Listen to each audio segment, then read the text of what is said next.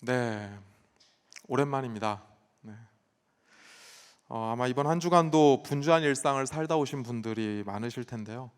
여러분이 또 어떤 모습으로 어떤 일상을 사셨는지 제가 일일이 알지 못하지만 여기에 계신 모든 분들 다 정말 수고 많으셨습니다.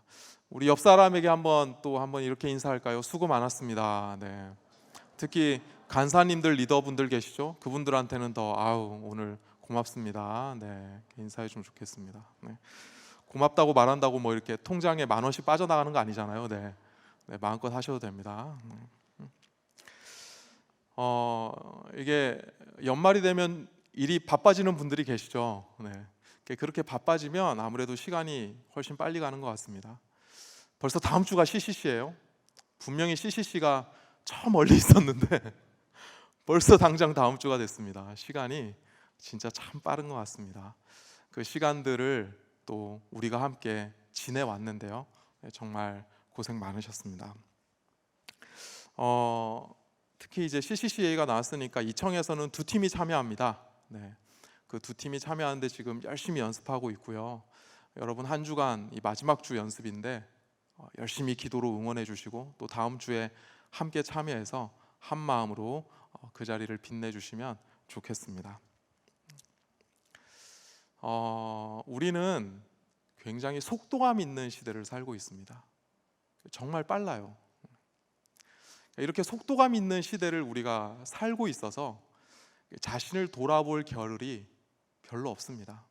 저는 교회 안에서 목사로 이렇게 부름받아 살고 있음에도 불구하고 저 자신조차도 뭔가 일이 많을 때는 자신을 잘 돌아볼 겨를을 갖지 못할 때가 많은 것 같아요. 부끄러운 고백이죠. 그런데 여러분은 저 세상 속에서 막 분투하며 살잖아요. 회사에서, 각자의 삶의 자리에서.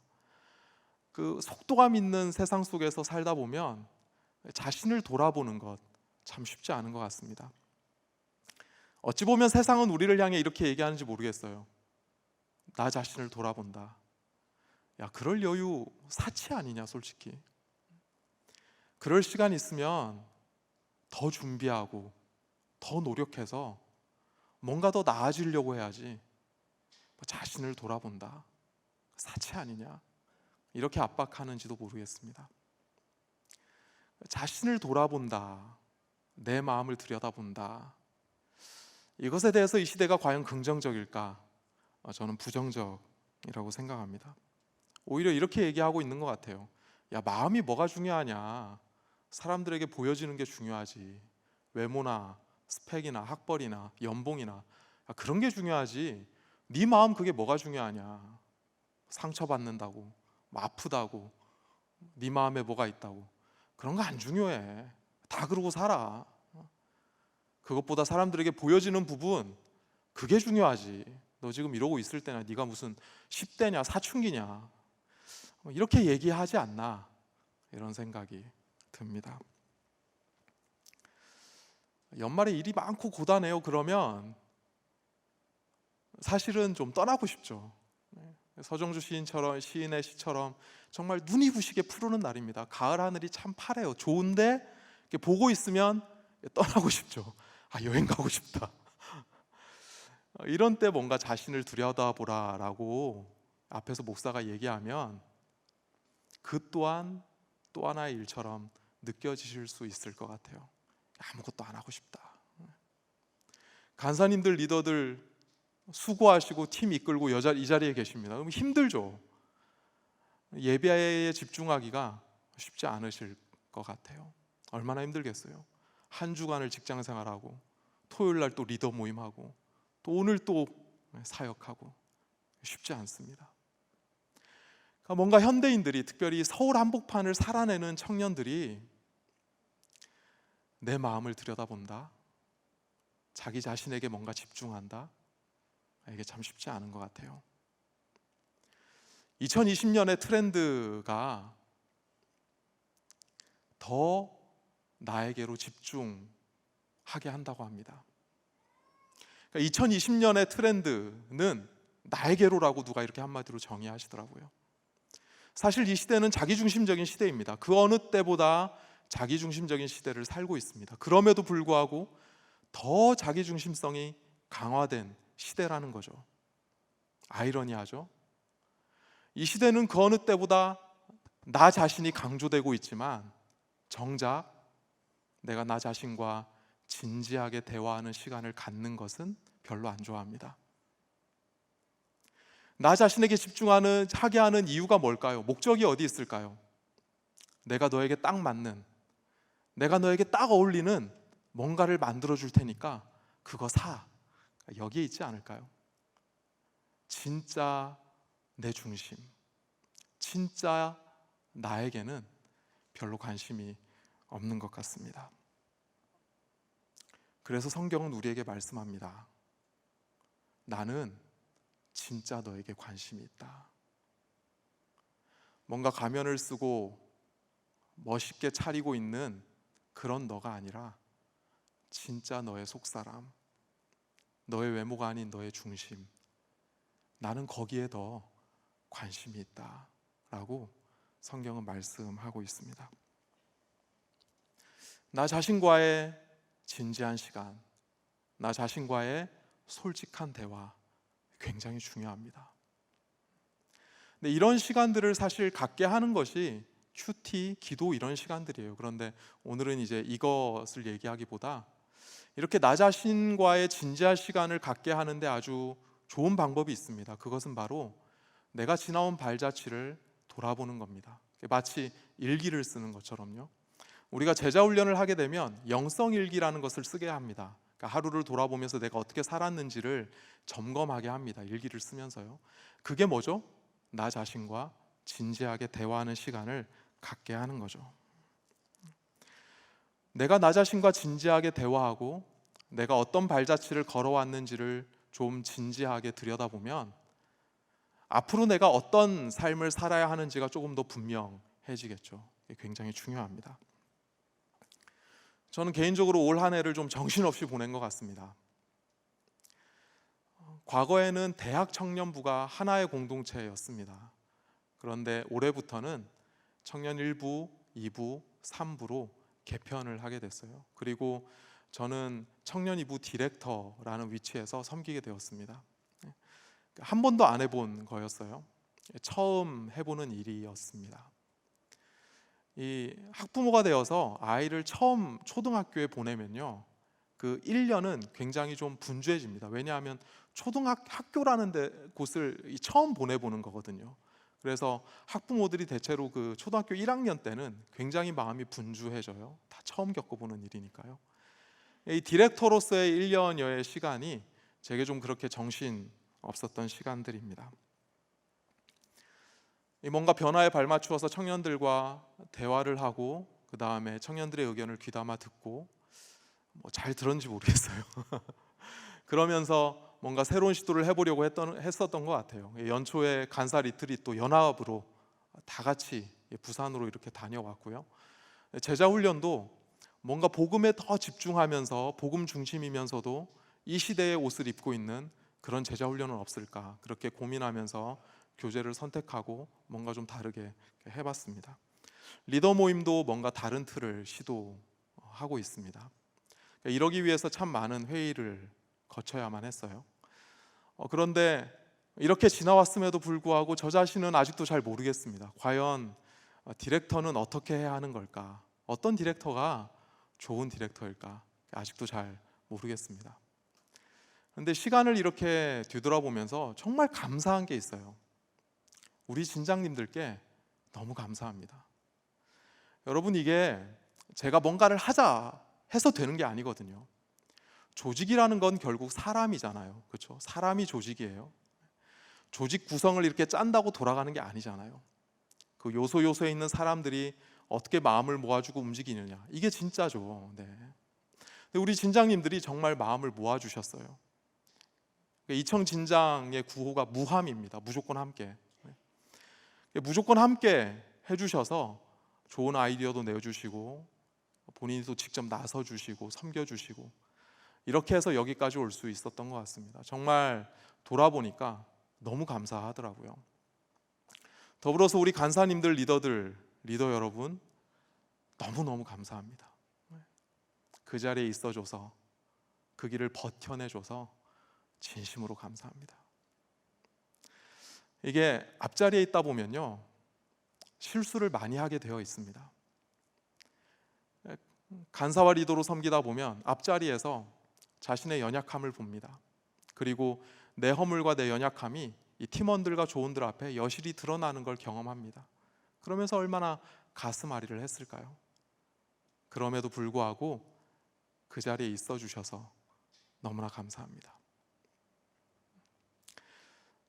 이 길을 걷다 보면은 투닥거릴 때가 있어요. 때로는 어떤 팀원이나 조원들로부터 좀 이렇게 오해가 생기거나 그럴 때가 있어요. 그러면 속으로 이런 생각이 들 수 있죠.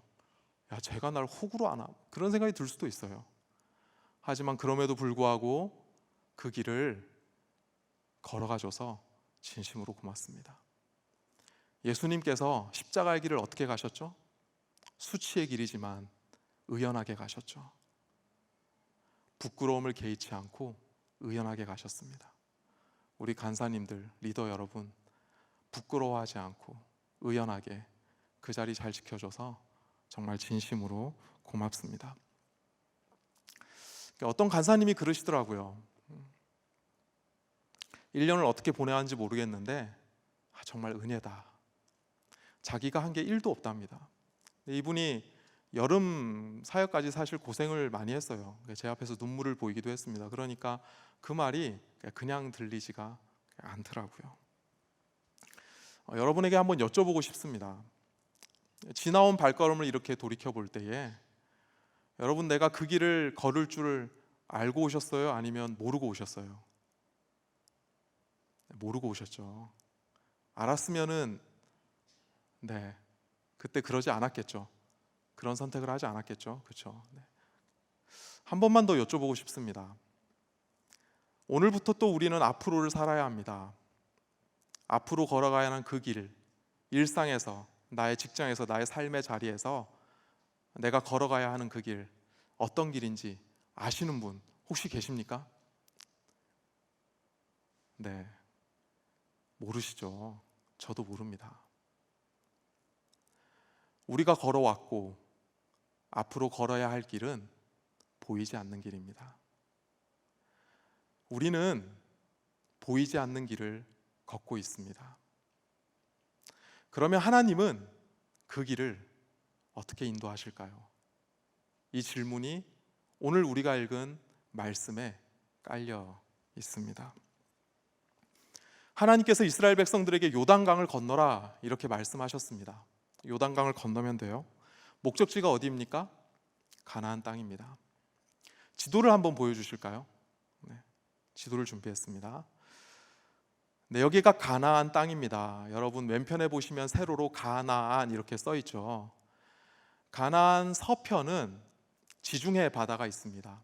그리고 오른쪽 지도의 가운데 부분에 파란 선으로 위에서 아래로 흐르는 게 요단강입니다. 요단강이 흘러가요. 이전에 40년 전에는 이스라엘 백성들이 남쪽에서 가나안 땅으로 진입하려고 했어요. 그러니까 강을 건널 필요가 없습니다. 강을 건널 필요가 없지만 실패했어요. 왜냐하면 정탐한 이후에 하나님을 불신하고 하나님께 불평했기 때문입니다.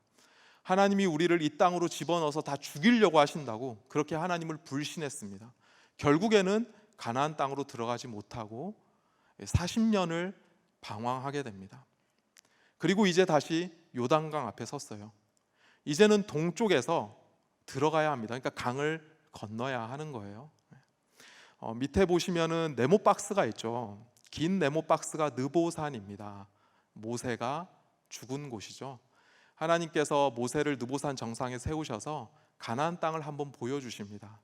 그렇게 모세는 가나안 땅에 들어가지는 못하고 눈으로 본 이후에 죽습니다. 느보산에서부터는 여호수아가 이스라엘 백성들을 인도합니다. 그래서 노란색 화살표죠. 올라간 게 시딤이라는 곳입니다. 시딤은 아카시아 나무 골짜기라는 뜻이 있습니다. 이 시딤에서 있다가 오늘 본문에 이제 읽으실 텐데 요단강 쪽으로 건너옵니다. 요단강을 건너서 목적지가 어디냐면 여리고예요. 네, 여리고가 첫 전쟁인데 어쨌든 이 시딤에서 노란색 화살표 방향으로 왼쪽으로 이동해서 요단강변에 머물렀다가 요단강을 건너게 됩니다. 네, 지도를 내려주셔도 되고요. 이스라엘 백성들에게 요단강을 건너라는 명령이 떨어집니다. 사실은 이제 어떻게 해야 되는지 방향이 결정된 거예요. 우리 여호수아 3장 1절을 한번 볼까요? 같이 읽겠습니다. 시작. 또 여호수아가 아침에 일찍이 일어나서 그와 모든 이스라엘 자손들과 더불어 시딤에서 떠나 요단에 이르러 건너가기 전에 거기서 유숙하니라. 드디어 약속의 땅으로 들어갑니다. 하나님께서 우리에게 약속해 주신 그 땅으로 들어갑니다. 40년간 지나온 긴 방황의 생활을 그치고 어느 곳에 드디어 정착하게 됩니다. 이제 이 강만 건너가면 드디어 하나님께서 내 인생에 약속해 주신 그 땅으로 들어가 정착하게 됩니다. 더 이상 이리저리 돌아다니지 않아도 됩니다. 방향이 정해졌어요. 앞으로 나가기만 하면 됩니다. 그런데 지금 요단강을 직면하고 요단강을 바라보고 있는 입장에서 요단강변으로 일부러 이끄셨잖아요. 요단강을 딱 보니까 이제 마음이 복잡해졌어요. 왜냐하면 15절 때문입니다. 15절 제가 읽을게요. 앞부분만 봅니다. 요단이 곡식 거두는 시기에는 항상 언덕에 넘치더라. 왜냐하면 요단강이 차고 넘쳐 범람하고 있었기 때문입니다. 사실 요단강은요, 평상시에는 건널 만한 강입니다. 근데 지금은 니산월이에요. 니산월이라는 것은 우리로 얘기할 것 같으면 3, 4월이에요. 봄이죠. 봄에는 보리를 추수합니다. 보리를 추수하는 이 시기에는 요단강이 범람해요. 이유는 이 요단강의 지류가 저 북쪽의 발원지가 헐몬산입니다. 헐몬산의 눈이 봄이 되면 녹아요. 그러면서 아래로 쏟아져 내려옵니다. 그리고 봄에는 비가 내립니다. 그러니까 이 봄만 되면, 이 보리를 추수하는 시기만 되면 요단강 물이 범람해서 차고 넘칩니다. 강폭이 막 그렇게 긴 건 아니에요. 뭐 40m. 그런데 수위가 높아지고 물살이 굉장히 세집니다. 못 건너는 거죠. 이스라엘 백성들, 뭐 남자들만 있다 이러면 모르겠지만 노약자도 있고 아이들도 있고 여성들도 있고 가축들도 많아요. 이거 어떻게 건널 겁니까? 건너기가 아주 어렵습니다. 이런 상황에서 요단강을 바라보고 있으니까 건너라는 명령은 떨어졌어요. 건너면 돼요. 쉽죠? 어떻게 건널까요? 이게 문제인 거예요. 시딤이 어디라고 했죠? 시딤의 뜻이 아카시아 나무 골짜기. 그러면 사실 시딤에서 요단으로 오기 전에 뭔가 명령을 내려줘야죠. 뭐 뗏목을 만들어라, 뭘 만들어라, 뭐 이러면 쉽잖아요. 그러면 이제 안심이 되죠. 아, 뗏목으로 건너면 되는구나. 눈에 보이니까요. 그런데 방법이 안 나와요. 무작정 건너라 이렇게 된 거예요. 건너는 건 누가 건넙니까? 베드로처럼 예수님처럼 무리를 건널 거예요? 아니잖아요. 그럼 이거 어떻게 건널 거예요? 그러니까 이런 게 우리 안에도 있습니다. 보이지 않는 길의 특징이죠. 여호수아 1장 11절을 한번 보실까요? 여호수아 1장 11절 같이 읽습니다. 시작.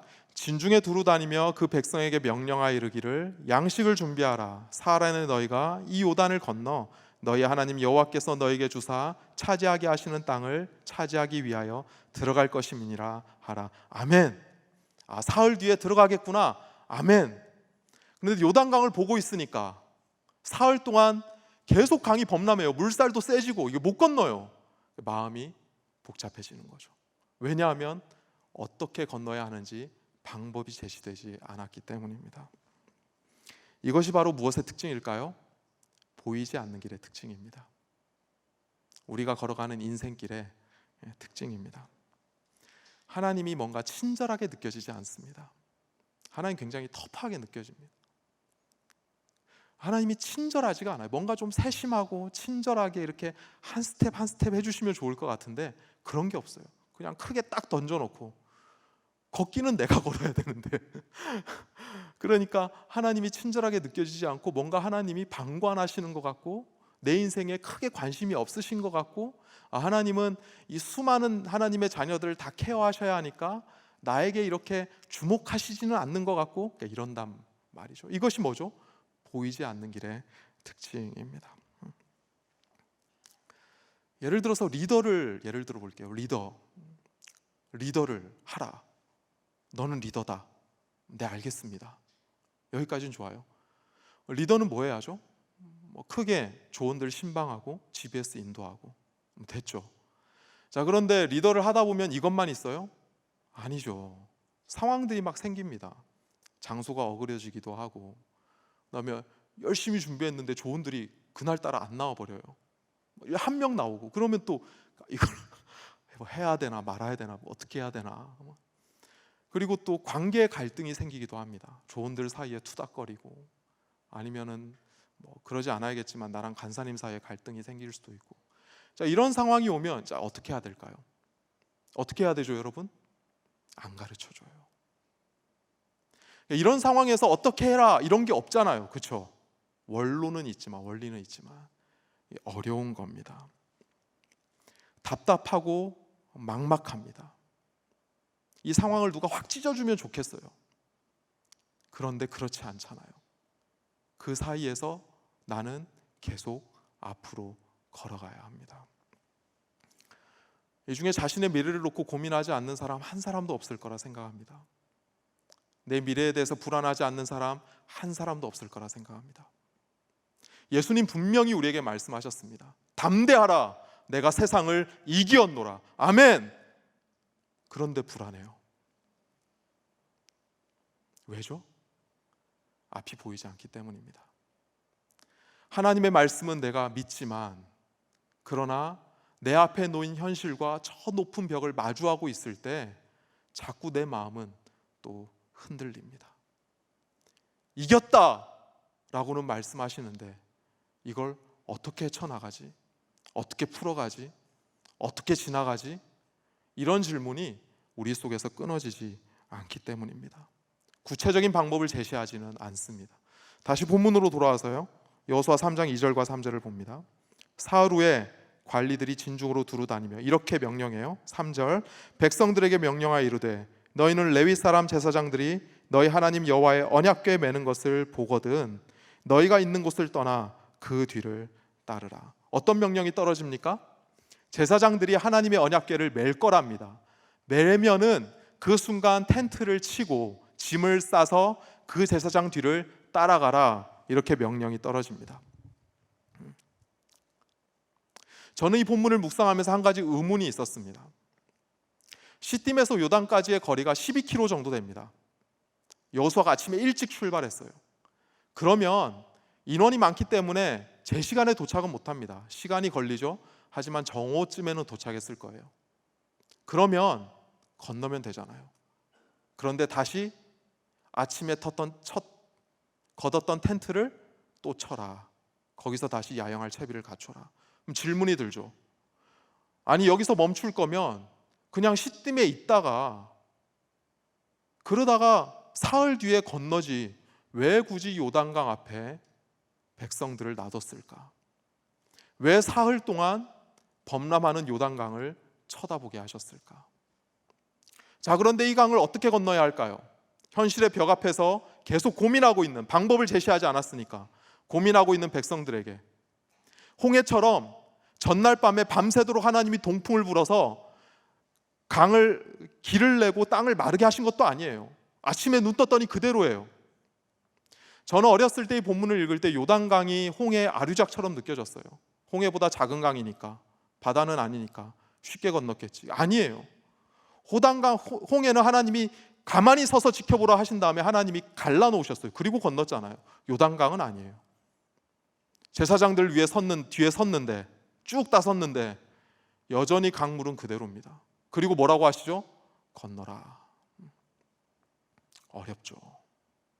보이지 않는 길입니다. 이 언약궤를 바라보고 있는 이스라엘 백성들의 마음은 어떤 마음이었을까요? 그러면 여기에는 어떤 의미가 있을까요? 언약궤는 하나님의 임재를 상징합니다. 그러니까 심플하게 얘기하면 어떤 거예요? 하나님을 바라보고 나아가면 된다는 거예요. 그렇죠? 그런데 거리를 두게 하십니다. 보실까요? 4절이에요. 4절을 제가 읽습니다. 그러나 너희와 그 사이 거리가 2000규빗쯤 되게 하고 그것에 가까이 하지는 말라. 그리하면 너희가 행할 길을 알리니 너희가 이전에 이 길을 지나보지 못하였음이니라 하니라. 여러분, 이것은 거리를 2000규빗은 800m에서 1km 정도 떨어진 거리라고 학자들이 얘기합니다. 규빗이 여기서 여기니까요. 800m에서 1km 정도, 1km라고 칩시다. 1km 정도 떨어져서 뒤를 따라오게 하십니다. 이건 시내산 그림이에요. 시내산에 하나님이 임재하셨을 때에 백성들이 가까이 나오지 못하게 했죠. 하나님 보면 죽을 수 있으니까. 그런 그림을 의미하기도 합니다. 근데 상상을 한번 해보자고요. 만약에 언약궤 바로 뒤에 붙었어요. 그러면 시야가 가려지겠죠. 그런데 그렇지 않아요. 언약궤로부터 1km 정도 뒤에 떨어져 있습니다. 그러면 이스라엘 백성들에게 어떤 장면이 펼쳐질까요? 일단 요단강의 상황이 눈에 훤히 보입니다. 그런데 그 중앙에 뭐가 있죠? 언약궤가 있죠. 그리고 하나님은 뭘 보고 따라오라고 하시죠? 언약궤를 보고 따라오라고 하십니다. 상황을 그대로 다 보여주시면서 언약궤를 보고 따라오라고 하세요. 그러면 어떤 거죠? 4절 말씀 다시 볼까요? 그리하면 너희가 행할 길을 알리니 너희가 이전에 이 길을 지나보지 못하였음이니라. 너희가 지나보지 못한 길이고 보이지 않는 길이지만 너희가 하나님을 바라보고 따라오면 그 길이 어떠한지를 걸어가면서 알게 될 것이다. 이렇게 말씀하고 있습니다. 이 경험을 통해 이스라엘 백성들은 아주 중요한 가치를 배웁니다. 결국 제사장들이 발을 디딜 때에, 발바닥으로 강물을 밟을 때에 저 위에서 물이 멈추기 시작합니다. 이스라엘 백성들에게 기적은 당장 눈에 보이지 않았어요. 저 위에서 물이 멈추기 시작하고 그리고 마른 땅을 건너게 됩니다. 여러분, 이런 장면을 통해서 이스라엘 백성들은 아주 중요한 가치를 배웁니다. 가나안 땅은 어떤 곳이죠? 죄악으로 가득한 땅입니다. 그런데 그 세상에서 너희가 어떻게 살아가야 할지, 어떻게 하면 승리할 수 있을지를 가르쳐 주십니다. 뭐죠? 상황은 내가 이길 수 없을 것 같겠지만 그러나 하나님을 바라보고 나아가면 너희 앞에서 길을 여실 것이다. 그 길은 너희가 지나보지 못한 길일 것이다 라고 말씀하고 계십니다. 케이스 바이 케이스겠지만, 사람마다 상황이 다 다르겠지만 그 각 사람이 상황 가운데 하나님을 바라보고 따라가면 하나님이 어떤 길로 걸어야 할지를 알게 하실 것이다 라고 말씀하고 계십니다. 여러분, 제가 그 전에 시내산 그림이라고 말씀드렸습니다. 이 언약궤는 하나님의 임재를 상징합니다. 그런데 또 언약궤는 신약에 있어서 무엇을 상징할까요? 예수 그리스도의 십자가를 상징합니다. 언약궤 안에 들어있는 게요, 다 설명드릴 수 없지만 법궤, 돌판, 그 다음에 만나가 든 항아리, 아론의 쌍난 지팡이가 있습니다. 이 세 가지는 전부 다 이스라엘 백성들의 범죄와 연관이 돼 있어요. 그래서 1년에 다 한 번 대속죄일에 대제사장이 언약궤가 들어있는 지성소로 들어가서 피를 뿌립니다. 그렇게 우리의 죄를 대신 속하는 장소가 언약궤입니다. 따라서 언약궤는 내가 죽어야 하는데, 내 죄의 대가를 내가 치러야 하는데 그 죄의 대가를 대신 치르고 죽으신 예수 그리스도를 상징합니다. 근데 뭘 보고 따라오라고요? 언약궤를 보고 따라오라, 이렇게 말씀하고 있습니다. 우리 히브리서 12장 말씀 한번 다 같이 한번 보실까요? 히브리서 12장입니다. 네. 우리 같이 읽겠습니다. 시작. 이러므로 우리에게 구름같이 둘러싼 허다한 증인들이 있으니 모든 무거운 것과 얽매이기 쉬운 죄를 벗어버리고 인내로써 우리 앞에 당한 경주를 하며 믿음의 주요 또 온전케 하시는 이인 예수를 바라보자. 그는 그 앞에 있는 기쁨을 위하여 십자가를 참으사 부끄러움을 개의치 아니하시더니 하나님 보좌 우편에 앉으셨느니라. 믿음의 주요 또 온전케 하시는 이인 예수를 바라보자 말씀합니다. 그런데 그 앞에 뭐가 있죠? 모든 얽매이기 쉬운 죄를 벗어버리고. 우리 본문 5절 말씀 한번 보실까요? 여호수아 3장 5절 말씀입니다. 5절을 같이 읽습니다. 시작. 여호수아가 또 백성에게 이르되 너희는 자신을 성결하게 하라.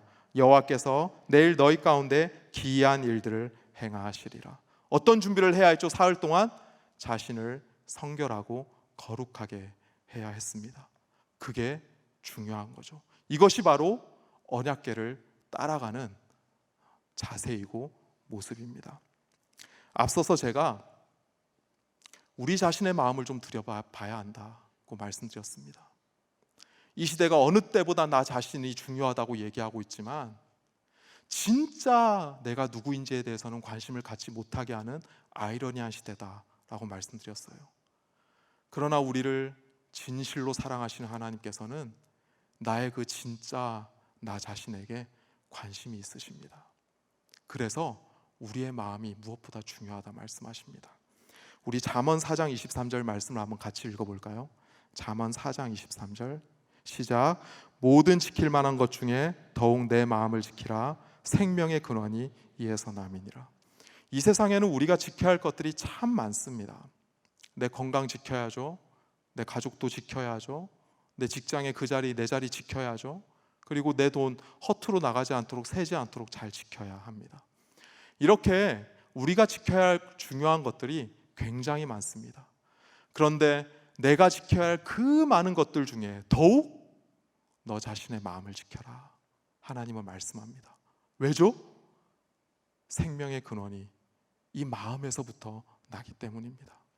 나의 이성, 나의 감정, 나의 의지가 다 내 마음으로부터 나오기 때문입니다.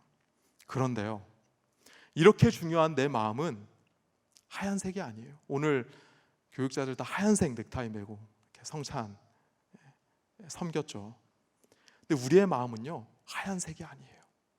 예쁜 색도 아닙니다. 이렇게 뭔가 보기만 해도 시원해지고 기분이 좋아지는 그런 색깔이 아닙니다.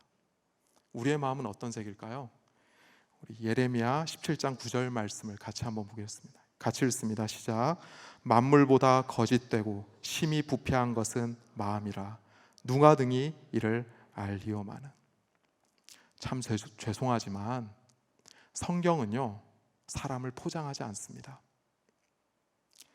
우리의 겉사람은 포장할 수 있어요. 하지만 마음은 포장할 수 없죠. 성경은 우리의 마음이 너무 냄새나고 더러운 색이다, 이렇게 얘기해 줍니다. 다른 사람들은 모르죠. 하지만 나는 압니다. 내 마음이 어떤 색인지. 하나님이 말씀하십니다. 너보다 내가 더 네 마음의 색깔을 잘 안다. 그래서요, 내 마음은 심지어 나를 속이기도 합니다. 나도 내 마음 모르겠다. 이런 말이 그냥 나오는 게 아니에요. 내 마음이 심지어 나 자신도 속이는데 그 중요한 마음을 잘 지키고 내 마음과 진지하게 대화하고 정말 내게 필요하고 내게 중요한 것을 알아서 그걸 채워주고 그렇게 나 자신을 진정으로 아껴주기 위해서는 예수님을 바라봐야 합니다. 예수 그리스도의 거룩한 피 보혈로 나의 허물과 죄가 덮이지 않으면 그러면 그렇게 살 수 없습니다. 예수님이 내 모든 허물과 죄를 대신 뒤집어 쓰시고 나를 대신하여 죽으셨다. 그러므로 세상 그 어떤 것도 더 이상 나를 정죄할 수는 없다. 이 확신이 있지 않으면 우리는 결코 바른 방향으로 나갈 수 없습니다. 거룩은 하나님과의 관계죠. 여러분, 이게 안 되면 나는 나 자신을 잘 용서할 수 없어요. 이게 안 되면 거룩은 하나님과의 관계고 언약궤를 바라본다는 것은 그렇게 하나님과의 바른 관계가 중요하다는 뜻입니다. 우리는 방법을 요구합니다. 어떤 방법으로 가야 하나요? 하나님은 말씀하십니다. 너랑 나랑 사이좋게 지내자. 그러면 내가 네 길 인도할게. 제발 나랑 사이좋게 지내자. 그러면 내가 너 문제 해결해 줄게. 제발 나랑 친하게 지내자. 그러면 네 마음이 평안하고 진짜로 행복할 거야 라고 우리에게 말씀하십니다. 여러분, 지난 1년을 어떻게 살아오셨어요? 이렇게 살 줄 아셨어요? 몰랐잖아요. 앞으로도 마찬가지예요. 올해 한 해 어떻게 마무리할까요? 내년은 어떻게 살아갈까요? 우리 몰라요. 보이지 않는 길입니다. 어떻게 걸어갈까요? 언약궤를 바라봅시다. 예수를 바라봅시다. 결코 하나님보다 앞서지 말고 예수를 바라볼 때에 분명히 주님이 우리가 지나오보지 못한 그 길을 어떻게 걸어야 할지를 알게 하실 줄 믿습니다. 그래서 우리 안에 그런 간증이 더 넘쳐나기를 예수님의 이름으로 축복하며 기도합니다. 우리 다 같이 일어나셔서 찬양하고 기도하도록 하겠습니다. 오늘 이곳에 계신 성령님, 우리 함께 찬양하고 기도합니다.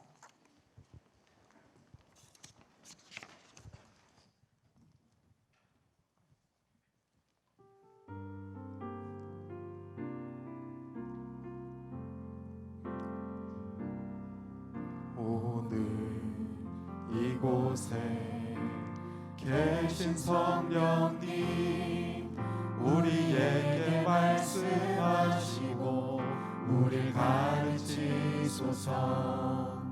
다시 우리 맘 열어주시고 주의 빛으로 밝혀 우릴 인도하소서. 주님보다 앞서지 않고 겸손하게 주님의 말씀 기다리니 주님 손에 우릴 드립니다. 사랑으로 인도하소서. 우리 다시 한번 찬양합니다. 오늘 이곳에 계신 성령님, 이곳에 계신 성령, 우리에게 말씀하시고 우리를 가르쳐 주십시오. 말씀하시고 우리를 가르치소서. 다친 우리의 마음을 열어 주십시오. 우리 마음 열어주시고 주의 빛으로 밝혀 주의 빛으로 밝혀 우리를 인도하소서. 인도하소서. 주님보다 앞서지 않고 겸손하게 주님의 말씀 기다리니 주님 손에 우릴 드립니다. 사랑으로 우리 다시 한번 믿음으로 고백합니다. 주님보다 앞서지 않겠습니다. 주님보다 앞서지 않고 겸손하게 주님의 말씀 기다리니 주님 손에 우릴 드립니다. 사랑으로 인도하소서. 우리 다 같이 한번 눈을 감고 우리의 길을 하나님께 내어 맡기는 기도를 드리면 좋겠습니다. 보이지 않는 길을 주님 따라 걸어가기는 쉽지 않습니다. 때로는 하나님이 나를 이끄시는 길이 내가 원하는 그곳이 그 자리가 아닐 수도 있습니다. 그게 안 된다 할지라도 인생 망한 거 절대로 아닙니다. 하나님이 우리와 함께 하시고 분명 더 좋은 길로 우리를 인도하실 줄 믿습니다. 하나님과의 관계가, 하나님과의 친밀함이 진짜 중요합니다. 그게 더 중요합니다. 그걸 붙드는 길이 보이지 않는 길을 걸어가는 우리의 진짜 행복한 여정일 것입니다. 그렇게 우리의 길을 주님 앞에 맡겨드리는 기도하며 나가도록 하겠습니다. 기도합니다. 하나님 아버지, 우리의 길을 주님 앞에 내어 맡기며